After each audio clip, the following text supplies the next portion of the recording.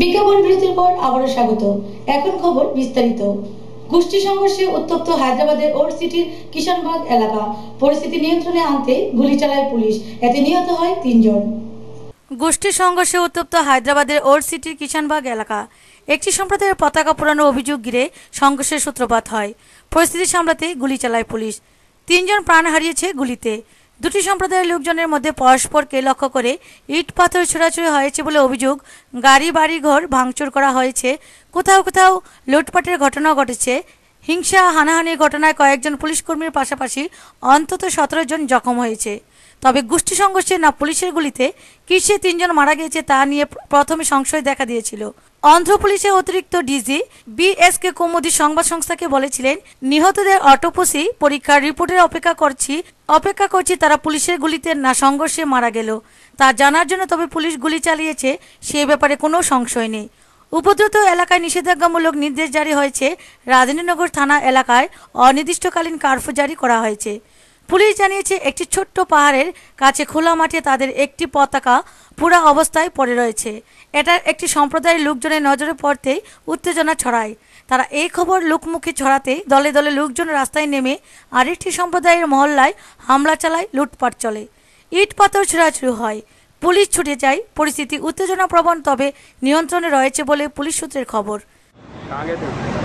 वो बस्ती में आवाज़ आ रहे हैं तो कब्रस्तान के नहीं क्या सरदार जी आ रहे हैं बोले तो जहाँ था नहीं निकल तो गोली लग गई खाली जाने का बहाना हो रहा समझो। क्या नाम है इनका? मोहम्मद वाजिद अली। तो कैसा हुआ इनका? गोली लगी कब्र में। कौन मारे गोली? पुलिस वाले।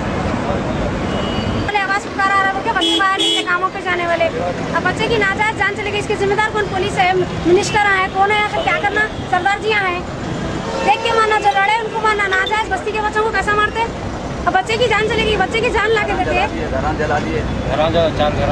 मुसलमानी करना है तो मिनिस्टरों से जाके करना था, आस पड़ोस के मुसलमानों के संगत कहीं को करे। क्या बोले? पुलिस पूरी सरदार जी के संगत मिली हुई है। पुलिस वाले खुद उनकी साइड है कि वो काम करा चाहिए। जाके पूरे मुसलमान बच्चों को मारा लगते, एक सिक्कू भी नहीं लगा मार। पूरे मुसलमान बच्चे सीधे से मर गए। 2 बच्चे क्या करते? 9 बच्चों को लगे।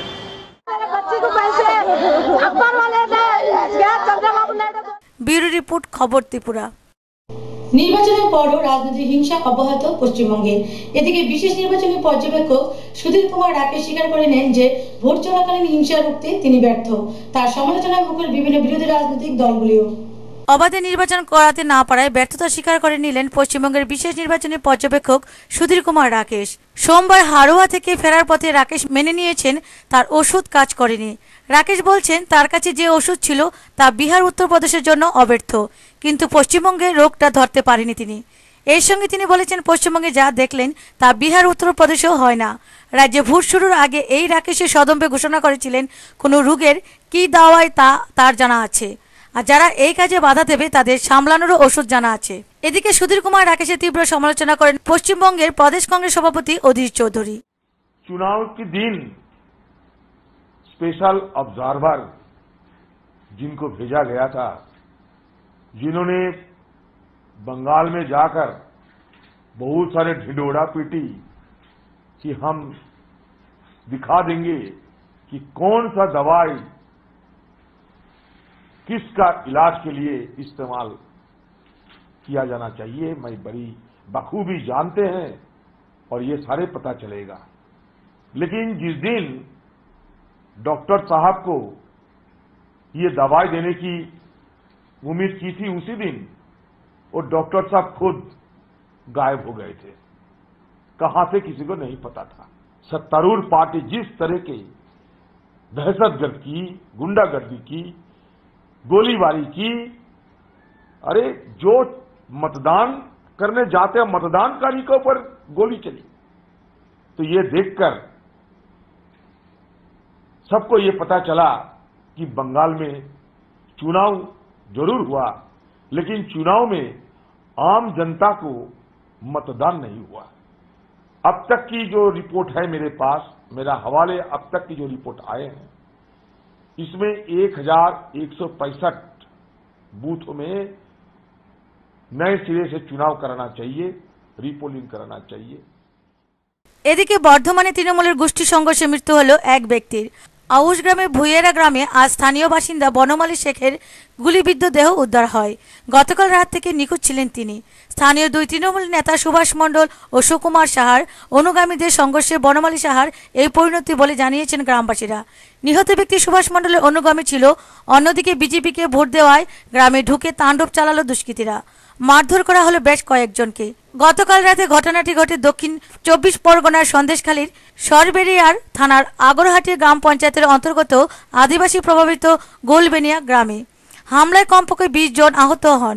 তাদের প্রথমে রাজবাড়ী প্রাথমিক স্বাস্থ্যকেন্দ্রে নিয়ে যাওয়া হয়। কয়েকজনের অবস্থার অবনতি হওয়ায় রাতে ভর্তি করা হয় বসিরহাট মহকুমা হাসপাতালে। ঘটনায় তৃণমূলের বিরুদ্ধে অভিযোগ, যদিও স্থানীয় তৃণমূল নেতারা অবশ্য সব অভিযোগ অস্বীকার করেছেন। ব্যুরো রিপোর্ট, খবর ত্রিপুরা। সারা বিশ্বের সাথে রাজ্য যথাযথ মর্যাদায় পালিত হলো বুদ্ধ পূর্ণিমা। সকাল থেকে ধর্মপ্রাণরা ভিড় জমান বৌদ্ধ বিহারগুলিতে। আজ সারা বিশ্বের ধর্মপ্রাণ বৌদ্ধ সম্প্রদায়ের মানুষের সঙ্গে ত্রিপুরা রাজ্যের বৌদ্ধ ধর্মাবলম্বী মানুষও বৌদ্ধ ধর্মের প্রতিষ্ঠাতা গৌতম বুদ্ধের 2558তম জন্মদিবস পালন করছেন। এই উপলক্ষে রাজধানীর আগরতলার কুঞ্জবনের বেনুবন বিহার বৌদ্ধ মন্দিরে সকাল থেকেই উপচে পড়া ভিড় লক্ষ্য করা যায়। সকালে অনুষ্ঠিত হয় বুদ্ধ পূজা, তারপর হয় ত্রিপিটক পাঠ, প্রার্থনা সভা ও ধর্ম আলোচনা। ধর্মপ্রাণ মানুষেরা বুদ্ধদেবের মূর্তির সামনে পূজা পাঠ করেন এবং বিভিন্ন সামগ্রী দান করেন। বৌদ্ধ ধর্মের মানুষের পাশাপাশি প্রতি বছর বৌদ্ধ পূর্ণিমা উপলক্ষে অন্যান্য সম্প্রদায়ের মানুষও বেনুবন বিহার বৌদ্ধ মন্দিরে ভিড় জমান। রাজধানীর পাশাপাশি রাজ্যের অন্যান্য মহকুমার বৌদ্ধ মন্দিরগুলিতেও এদিন মানুষ ভিড় জমান।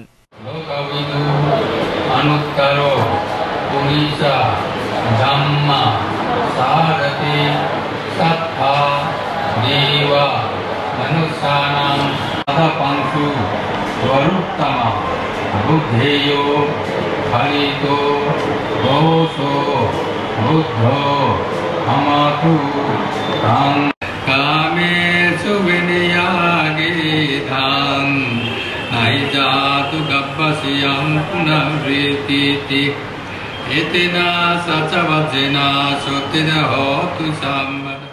ব্যুরো রিপোর্ট, খবর ত্রিপুরা। কমলপুরে ভারতীয় ভূখণ্ডে 30 খানি জমি দখল করে নিল বাংলাদেশিরা। বিএসএফ কে জানিয়েও কোনো সুরাহা পেল না ভারতীয় কৃষকরা। ফলে ক্ষোভ বিরাজ করছে এলাকাবাসীদের মধ্যে।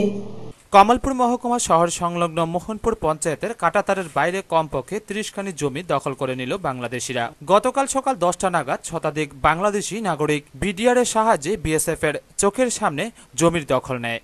এ নিয়ে মোহনপুর পঞ্চায়েতের বাঙ্গালহাট গ্রামের কৃষকদের মধ্যে তীব্র উত্তেজনা দেখা দিয়েছে।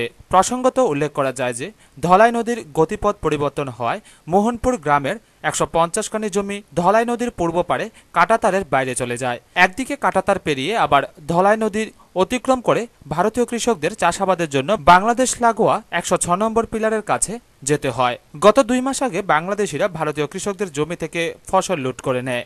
এ নিয়ে ভারত বাংলাদেশের নাগরিকদের মধ্যে খণ্ডযুদ্ধ হয়। উভয় দেশের 2 জন নাগরিক গুরুতর আহত হয়। ভারতের এক কৃষকের পা কেটে দেয় বাংলাদেশিরা। সেই থেকে কাঁটাতারের বাইরে গিয়ে দলবদ্ধভাবে ভারতীয়রা চাষাবাদ করে।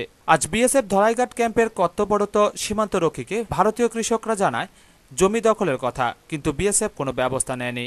ফলে 30 খানি জমি দখল করে নেয় বাংলাদেশিরা। ভারতীয় কৃষকদের দাবি বিডিআর এর সাহায্যে শতাধিক বাংলাদেশি দা পল্লম সহ লাঠিসাটা নিয়ে জমি দখল করে নেয়। জায়গা আছে ইন্ডিয়ান জায়গা, এখানে আমরা ক্ষেত করি প্রায় 10-12 খানির মতন হইব। আমরা বিডিআর বাধা দেওয়া আপত্তি দিছে। এই আপত্তি দেওয়ার কারণে আমরা এখন এখানে যাইতে পারি না, ক্ষেত করতে পারি না। বিএসএফরা জানানি করে, বিএসএফও আমরা কিছু কয় না। এরপরও বিএসএফ অনেকদিন পরে, মাস দিন 2 মাস পরে বিএসএফ একদিন গেল, গিয়া কইল যে ঠিক আছে এটা সার্ভে হওয়ার পরে তোমরা আপাতত ক্ষেত করো, এই জায়গাতে যাইও না। এখন আমরা এখানে যাইতেই পারি না। আপনার দলাই নদীর দক্ষিণ পারে আমাদের ইন্ডিয়ার প্রায় 125 খানি জমি আছে। এখানের মধ্যে এক্ষণে বিডিআর বাধা দিয়ে আবার প্রায় 30-40 খানি জমি ক্ষেত করতে দিছে না। বিডিআর বলছে এটা তারা বাংলাদেশের জায়গা, আমরা বলছি আমরার জায়গা, কিন্তু বিডিআর জোর খাটাই আমাদের ক্ষেত করতে দিছে না। এই ঘটনা। এই ব্যাপারে কি আপনারা জানিয়েছেন, কাউকে জানিয়েছেন? আমরা এসডিএম রে জানাইছি, এরপরে প্রশাসনকেও জানাইছি, পলিটিক্যাল পার্টিরও জানাইছি। বিএসএফ এর সঙ্গে তো সবসময়ই আমরা কথা কইতে আছি, কিন্তু বিএসএফও এটার কিচ্ছু করতে পারতেছে না। বিএসএফও কইতে আছে জরিপ না হইলে তো আমরাও কিচ্ছু কইতে পারি না। এই লোক এখানে পিলার নাই, পিলার দেওয়া নাই? পিলার আগের অনেক পুরান পিলার, এটা নাই, এখন পাওয়া যায় না। ব্যুরো রিপোর্ট, খবর ত্রিপুরা। সরকারি ছুটি, হরতাল আর ভোট গণনার কারণে গত 3 দিন ধরে অচল হয়ে পড়ে সোনামুড়ার সবকটি রাষ্ট্রায়ত্ত ব্যাংক। ফলে দুর্ভোগের শিকার হতে হয় গ্রাহকদের। সরকারি ছুটি, হরতাল আর ভোট গণনার কারণে গত 3 দিন ধরে অচল সোনামুড়ার সবকটি রাষ্ট্রায়ত্ত ব্যাংক। দুর্ভোগের শিকার সোনামুড়ার লক্ষাধিক ব্যাংক গ্রাহক। ব্যাংকিং পরিষেবার পাশাপাশি স্থানীয় এটিএমগুলিও অচল হয়ে পড়ায় দুর্ভোগের মাত্রা আরও বেড়ে যায় সোনামুড়ায়। ভোট গণনার মকফলের কাজে সোনামুড়ার সবকটি ব্যাংকের কর্মীদের তুলে নেওয়ায় গতকাল কার্যত অঘোষিতভাবে বন্ধ ছিল সোনামুড়ার প্রায় সবকটি ব্যাংক। এর ফলে একদিকে যেমন সাধারণ গ্রাহকগণ টাকা লেনদেন করতে পারেননি, অন্যদিকে মাদ্রাসার শিক্ষকগণ সহ বহু সরকারি কর্মচারী তাদের বেতনও তুলতে পারেনি সোনামুড়ায়। এর ফলে তীব্র ক্ষোভের সঞ্চার হয়েছে গ্রাহকদের মধ্যে। সোনামুড়া বাজারের 5টি ব্যাংক শাখা সহ গোটা মহকুমার 16টি ব্যাংক অলিখিতভাবে বন্ধ ছিল। বেলা 10টায় নিয়ম রক্ষার্থে ব্যাংকগুলোর দরজা খোলা হলেও কাউন্টারে কোনো লোক ছিল না টাকা লেনদেন করার জন্য। নির্বাচনী গণনার জন্য গতকাল তুলে নেওয়া হয় UCO bank, state bank of India, United bank সহ সবকটি ব্যাংকের কর্মচারীদের। মকফলের পর কর্মীরা ফিরে আসবেন এবং ব্যাংকে লেনদেন শুরু করবেন, এই প্রত্যাশায় ঘন্টার পর ঘন্টা দাঁড়িয়ে থাকে দূর দূরান্ত থেকে আসা গ্রাহকরা। ব্যাংকগুলির পাশাপাশি সোনামুড়ার সবকটি এটিএম পরিষেবাও গতকাল অচল ছিল। এর ফলে জরুরি মুহূর্তে ব্যাংকে কিংবা এটিএমে এসে ব্যর্থ হয়ে বাড়ি ফিরে যেতে হয় সমস্ত গ্রাহকদের। আর্থিক ক্ষতির পাশাপাশি চরম দুর্ভোগের শিকার হয় দূর দূরান্তের গ্রাহকরা। স্বাভাবিক কারণেই তাদের মধ্যে ক্ষোভের সঞ্চার হয়, উত্তেজনার সৃষ্টি হয় ব্যাংকগুলোর সামনে। সমস্যা টাকা তো দরকারে আসবে, আর আমার কথা আসলে সোমবারে, এরপর সোমবারেও বন্ধ আসলে আইসি না, আর এখন আইসি আমি জানি যে মঙ্গলবারে আইলে টাকাটা উঠে নাম যাবে। এমনিতে আমি তো আর পাইছি যখন আইয়া শুনি যে স্টাফ দিতে বলে স্টাফ নাই, আর কোনালি গেছে, আমি তো আইয়া করার অভাবে গেছি। 1 ঘন্টা আগে আসলাম, আসার পরে দেখি কোনো স্টাফ নাই, ম্যানেজার নাই, ডেপুটি ম্যানেজার নাই, কোনো স্টাফে নেই এখানে। 1 ঘন্টা ধরে আমি অপেক্ষা করছি, কারণ এর আগেও দেখেছি সোনামুড়ার জন্য ব্যাংকগুলো আছে, পরিষেবা ভালো না। স্টেট ব্যাংক এখানে সেখানে ছিল, ইয়ারে কি বলে গ্রামীণ ব্যাংক বলেন, বলেন, কোনো ব্যাংকের মধ্যে কোনো নাই। তারপরে এই ব্যাংকটা নতুন খুললো সোনামুড়াতে, আমি এখানে একটা কাস্টমার একটা করলাম, তারপরে দেখা যাইতেছে যে এখানেও একই অবস্থা। আজকে আসলাম, 1 ঘন্টা ধরে আমি বসে আছি একটা চেক নিয়ে কিছু টাকা, এখানে একটা গ্রাহক আমি, কিন্তু দেখা গেল যে কোনো স্টাফ নাই, নেই, কিন্তু কার সাথে কানেকশন হচ্ছে না। যদি কেউ ট্রান্সফার করতে চায় ওটা আমি করে দিতে পারবো। আমি একটা আছি জানতে, মানে এক অ্যাকাউন্ট থেকে আর এক অ্যাকাউন্টে ট্রান্সফার সম্বন্ধীয় যেসব কাজ আছে ওটা আমি করতে পারবো। হ্যাঁ, আর দ্বিতীয়ত কালকে সব স্টাফ আমার আসবে। একদিনের জন্য পাবলিকের একটু প্রবলেম হতেছে, তো যারা আসতেছে সবাইকে আমরা রিকোয়েস্ট করতেছি এইভাবে যে আজকের দিনটা যেহেতু এটা আমাদের ইয়ের মধ্যে নাই, কালকে যদি তারা আসে তাদের সমস্ত কিছু যা কাজ আছে ওটা আমরা করে দেওয়ার চেষ্টা করবো। মিটিংয়ে উপস্থিত আছেন, আর দুজন এসেছেন, এই দুজন আপনার আজকে ডাক বাংলাতে মকফলের ডিউটিতে পড়েছেন। ঘন্টা 2-3 ঘন্টা লাগতে পারে, তারপর আবার ব্যাংক পুনরায় শুরু হবে। এর ফাঁকে যদি কোনো কাস্টমার আসে তাদেরকে রিকোয়েস্ট করে বলার জন্য বলছে যে আর নেট নেই, এ কথাটা বলার জন্য বলছে। আর যদি কেউ ডিপোজিট করতে আসে তাদেরকে বুঝিয়ে বলবে যদি আপনার কাছে দিয়ে যায়, আমার কাছে দিয়ে যায়, তাহলে রাখার জন্য বলছে। আর যদি না দেয় তো কোনো অসুবিধা নেই, উইথড্রল হবে না, নেট নেই বলে দেবে। নৈরাজ শ্রমিকের রিপোর্ট, খবর ত্রিপুরা। সাপের সঙ্গে মানুষের বিয়ে, এই গুজবকে কেন্দ্র করে এক তুলকালাম কাণ্ড ঘটে গেল কমলপুর মহকুমা মরাছড়া গ্রামে। পরিস্থিতি নিয়ন্ত্রণ করতে লাঠিচার্জ করতে হয় টিএসআর জওয়ানদের। সাপের সঙ্গে মানুষের বিয়ে, এই গুজবকে কেন্দ্র করে আজ দক্ষযজ্ঞ কাণ্ড ঘটে কমলপুর মহকুমা মরাছড়া গ্রামে। একটি বেসরকারি টিভি চ্যানেল ফুলিয়ে ফাঁপিয়ে সংবাদ পরিবেশন করে কিছুদিন আগে যে অনিতা গোর নামে এক 9ম শ্রেণীর ছাত্রীর সঙ্গে বিয়ে হবে সাপের।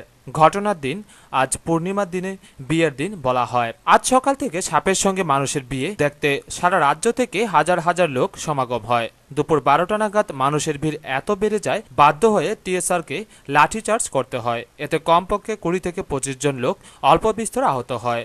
তাছাড়া গরমে বৃদ্ধা, শিশুসহ সাধারণ কৌতূহলী মানুষ অসুস্থ হয়ে যায়। পুলিশ প্রথম দিকে ঘটনাটি গুরুত্ব না দিলেও একসময় লোকের ভিড় সামলাতে এসডিপিও উত্তম বণিক, ওসি দেবপ্রসাদ রায় এবং মহকুমা শাসক রাবেল হেমেন্দ্র কুমারকে ঘটনাস্থলে গিয়ে পরিস্থিতি সামাল দিতে হয়। লাঠিচার্জ করে জনতাকে সরিয়ে দিতে হয়। বিকেল পর্যন্ত মানুষের ভিড় আরও বেড়ে যায়। শেষ পর্যন্ত মহকুমা যুক্তিবাদী সমিতি ও মহকুমা প্রশাসনের উদ্যোগে মাইকে অনিতাগড় উৎসুক জনতার উদ্দেশ্যে বলে, সাপের সঙ্গে বিয়ে হওয়ার ঘটনার খবর মিথ্যা। আমি স্বপ্নে দেখেছি মহাদেবের পুজো দেওয়ার জন্য, তার জন্য আজ আমি পুজোর আয়োজন করি। অনিতার মুখে এই খবর শুনে উত্তেজিত জনতা একটি চ্যানেলের উপর ক্ষেপে যায় এবং এই ঘটনার জন্য চ্যানেলের সাংবাদিককে দায়ী করেন। তাদের বক্তব্য, নিউজ চ্যানেলে খবরটি ফুলিয়ে ফাঁপিয়ে করায় আজ মানুষ এসেছে এবং মানুষের এত দুর্গতি।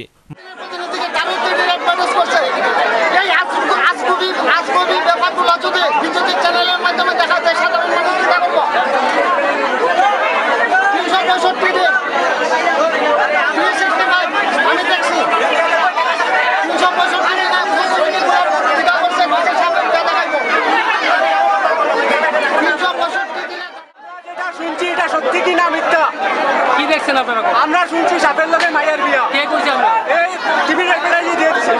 দিলে কি কো? আপনারা কি দেখছেন? আমরা তো কিছুই দেখতে পাইছি না। এটা কি মিথ্যা দিলে? আর তাহলে আমরা সত্যি কি না মিথ্যা আমরা এটা জানতাম, হয়তো আমরা ডাক্তার মামা যাইতাম গিয়া। ওইটাই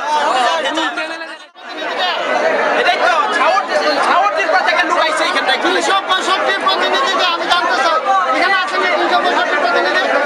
আচ্ছা, না মানুষ মানুষের বিয়ে হইব, বিয়ে হয়েছে না হইব আজকে আমার বছর মাঝে পূর্ণিমার মাঝে বিয়ে হইব, এটা শুনে আমরা আইছি। ঠিক আছে, তাহলে আমরা এইভাবে আমরা বিভ্রান্ত হই না, এত সব লোক কেন আমরা বিভ্রান্ত? আপনি কোথায় চ্যানেলে বিভ্রান্তি করছেন? চ্যানেলে আমরা ছোটবেলায় রূপকথার পড়ছি, বাস্তবিকতা হয় কিনা তো জানি না। তো শুনলাম 12টার সময়, এটা শোনার পরে আমি 12টার ভিতরে আমি আইলাম। যা ভিড়, এই ভিড়ের মধ্যে তো ওঠা বড় কষ্ট, অনেক কষ্টে গেলাম, মোটামুটি সামনেই গেলাম। সামনে যাওয়ার পর এই ভিড়ের ধাক্কা দেখলাম। বিয়ে দেখলেন? আমি কোনো বিয়ে দেখছি না, সত্যি কথা যেটা। সেখানে একটা সময় টিএসআরের মধ্যে একটু জনতার সঙ্গে একটু যায়, এবং সেটাতে আমিও একটা প্রশ্ন করছিলাম যে আপনারা তো মানুষের রক্ষা করার জন্য, আপনারা তো মানুষের উপর অ্যাটাক করার জন্য, কারণ ম্যানেজমেন্ট আপনারও নিশ্চিত ত্রুটি আছে। তারপর আমি আমরা এখানে প্রচার শুনে আসছি দেখার জন্য, অনেকদিন ধরে এটা প্রচার চলছে যে এখানে নাকি সাপের বিয়ে হচ্ছে মেয়ের সঙ্গে। এটা দেখার জন্য আজকে আমরা দূর দূরান্ত থেকে আসছি, প্রচুর মানুষের ভিড় এখানে। কিন্তু এখানে সত্যি বলতে কিছুই নেই। আমার কাছে এটা একদমই ভাগ্যহীন, এমন কোনো সত্যি ঘটনা কখনোই হতে পারে না। শুধুমাত্র মিথ্যা প্রচার মাত্র, এবং এখানে মিথ্যা প্রচারের আড়ালে একটা লুটতরাজ ব্যবস্থা চলছে, যে ব্যবস্থা সমাজকে আমাদের দিনে দিনে খোকলা করে দেওয়ার চেষ্টা করছে। মজার ব্যাপার হলো, আজ অনিতাকে কনে হিসেবে সাজিয়ে ঠাকুর ঘরে রাখা হয়েছিল, পাশাপাশি ব্যান্ড পার্টিও আনা হয়েছিল। বিয়ের জন্য কলা গাছ, ফুল, আরো কত কি। শেষ পর্যন্ত মহাদেবের পুজো দিয়ে সমাপ্তি ঘটে অনিতা গৌড় কাণ্ড। সন্ধ্যায় মহকুমা প্রশাসনের তরফ থেকে উপবাস অনিতার শারীরিক অবস্থার অবনতি হয় কমলপুর বিএসএম হাসপাতালে তাকে ভর্তি করা হয়। ব্যুরো রিপোর্ট, খবর ত্রিপুরা। অপহরণ হওয়ার 9 দিন পরেও 14 বছরের নাবালিকাকে উদ্ধার করতে পারেনি পুলিশ। আটক করতে পারেনি অপহরণের ঘটনার অভিযুক্তকে। ঘটনা কৈলাসহর ডলুগাঁও এলাকায়। কৈলাসহর ডলুগাঁও বাজারে ব্যবসায়ী প্রদীপ দেবনাথ 45 বছর 16 বছরের নাবালিকা মেয়েকে গত 5 মে রোজ সোমবার অপহরণ করে নিয়ে যায়। প্রথমে কৈলাসহর মহিলা থানাতে অপহৃত নাবালিকার পরিবারের পক্ষ থেকে মিসিং ডায়েরিও করা হয়। পরে 7 মে মহিলা থানাতে প্রদীপ দেবনাথের নামে অপহরণ মামলা করা হয়। 9 দিন হয়ে গেলেও নাবালিকা মেয়ের খোঁজ খবর করতে পারেনি পুলিশ। এদিকে 86 বছরের দাদু ও বিধবা মা কান্নায় ভেঙে পড়েছে। প্রশাসনের কাছে তাদের আবেদন মেয়েকে উদ্ধার করে দিতে। নাবালিকার মা গত 1 বছর আগে তার স্বামীকে হারিয়েছেন।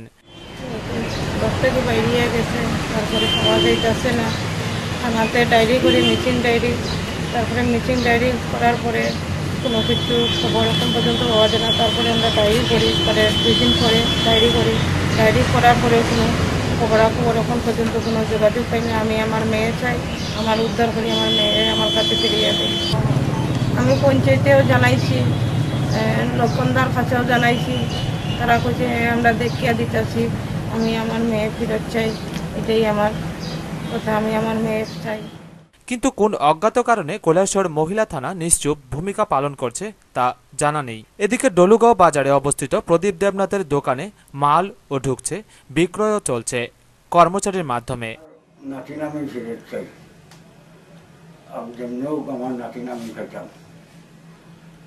এটাই আমার কথা, অন্য আর কোনো কথা নাই। আমার বয়স 85। আপনি কি করেন? হ্যাঁ কি করেন আপনি? আমি ডাক্তারি করি, হোমিওপ্যাথি ডাক্তারি। আপনার ফার্মেসি আছে? ও ও 43। আর নাম কি তা? নাম হলো অরবন্ধু, আর তার নাম হলো প্রদীপ। কৈলাস শহরে নাবালিকা অপহরণজনিত অপরাধ দিনের পর দিন বেড়েই চলছে। আইনজীবীদের মতে পুলিশের দুর্বল চার্জশিটের কারণে অপরাধীরা মামলা থেকে রেহাই পেয়ে যাচ্ছে। দক্ষিণ চণ্ডীপুর 14 বছরের নাবালিকা মেয়ের মামলাতেও এরকম হয়েছে। এদিকে মেয়ের মা শাসক দলের নেতা থেকে শুরু করে গ্রাম পঞ্চায়েত প্রধান ও মহিলা সমিতির কাছে গিয়ে মেয়ে ফিরিয়ে দেবার আবেদনও করছেন। ওই মহিলা কোনো শর্ত ছাড়াই শুধুমাত্র তার মেয়েকে ফিরে পেতে চাইছেন। এই ব্যাপারে কর্মচারীর ফোন নাম্বারেরও মানে কল ডিটেলস কর্মচারী তো ইন্টারভিউ করেছে, সে তো অস্বীকার করে। সে বলেছে সে নিজে নিজে খুলতেছে।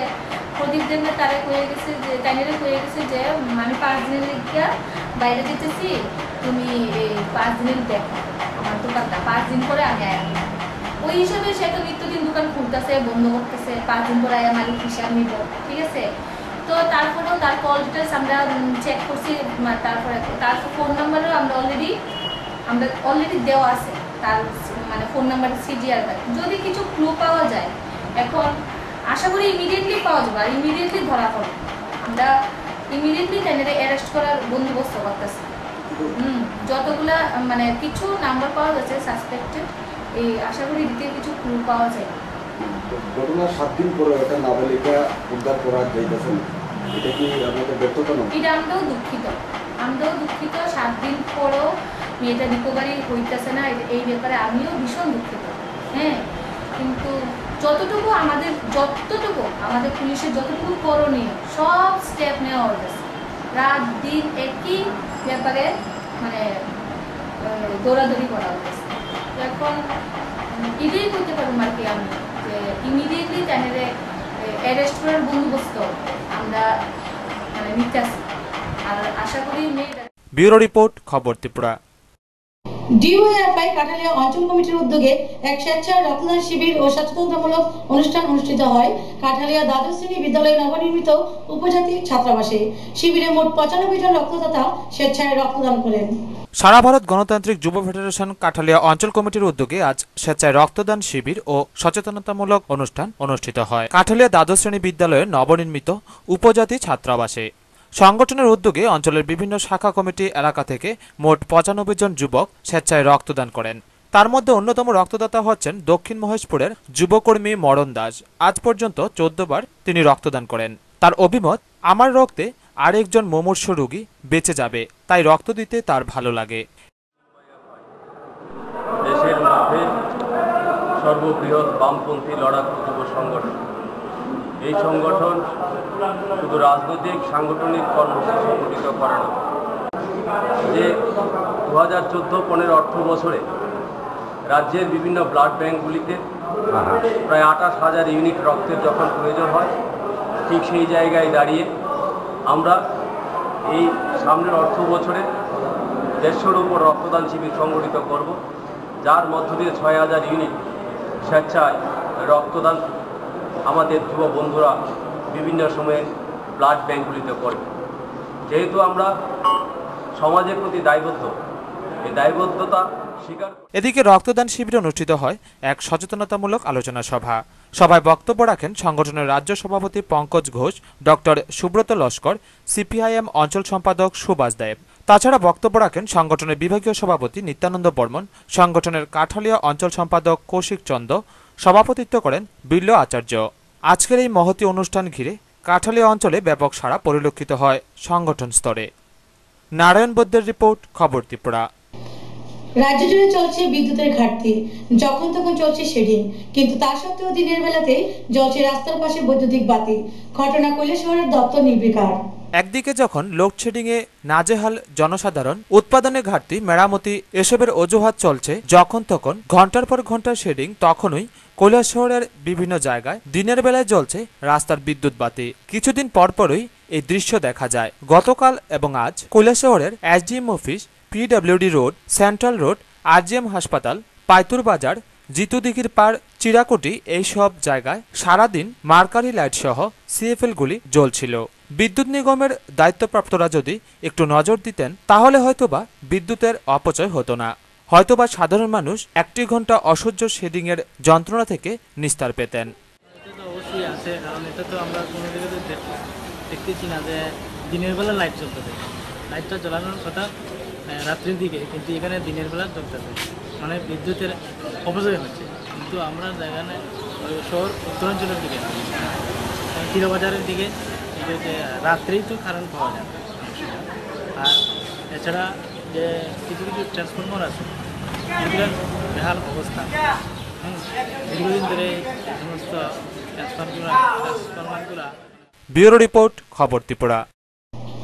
বক্সনগর বাজার শেটির দুরবস্থা, দীর্ঘদিন যাবৎ জরাজীর্ণ দশা বাজার শেটির, তাই দ্রুত সংস্কারের দাবি তুলছে ব্যবসায়ীরা।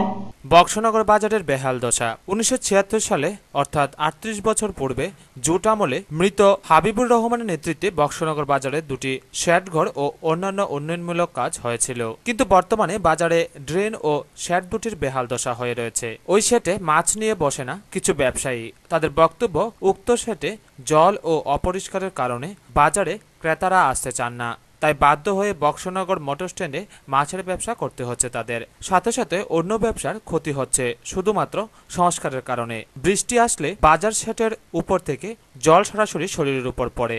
শেডঘর দুটি কখন যে ভেঙে পড়বে তা সবার মনে আতঙ্ক সৃষ্টি করে রেখেছে। দীর্ঘ 26টি বছর শাসক দলের বাজার সেক্রেটারি ও প্রেসিডেন্ট থাকলেও তারা সাধারণ ব্যবসায়ীদের নিয়ে চিন্তা ভাবনা করার মতো সময় তাদের হাতে থাকে না, কারণ তারা নিজেদের ব্যবসা নিয়েই সবসময় ব্যস্ত থাকেন। যখন আমরা বাজার সেক্রেটারি ও প্রেসিডেন্টের নিকট বাজারটি সম্বন্ধে জানতে চাই,